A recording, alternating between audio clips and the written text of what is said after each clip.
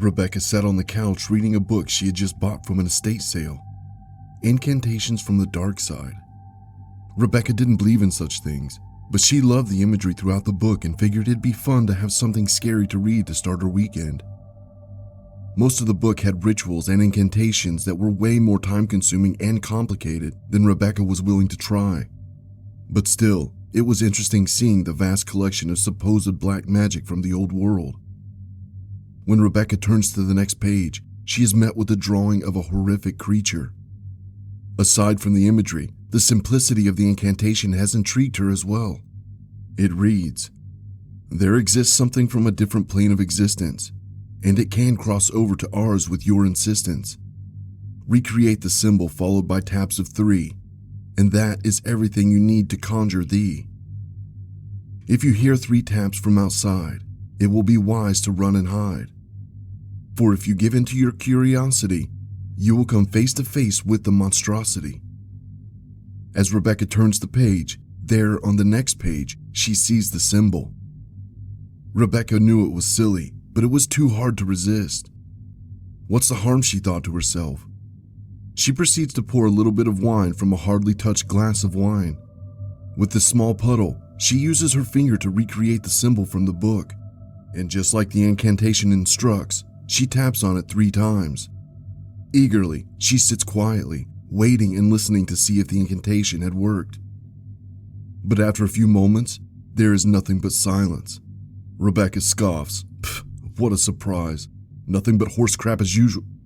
But before Rebecca could finish her sentence, there are 3 taps on the window. Rebecca freezes. Her eyes are transfixed on the window where the taps came from.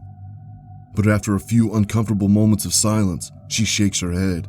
"Ha, get it together, Rebecca. You haven't even started the drink," Rebecca jokes to herself. She gets up to fetch some paper towels from the kitchen, but before she's able to take more than a few steps, there are 3 more taps from the window. Rebecca spins around. The hairs on the back of her neck are standing. Her body is full of goosebumps, her eyes wide and staring at the window. It can't be. There's no way.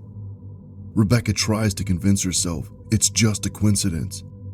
But just as she's in the middle of her thoughts, 3 more taps from the window. Rebecca is shaken to her core. For the first time in her life, she starts to believe, what if? What if these old incantations are real? And even though she's beyond frightened, a feeling of curiosity overwhelms her.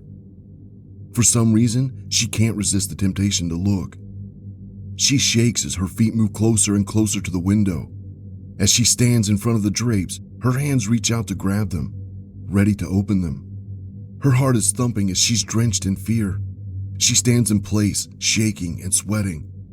3 more taps on the window, this time much louder.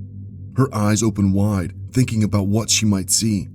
But despite her gut instinct telling her not to open the drapes, she does. With a quick swipe of the curtains, Rebecca comes face to face with nothing.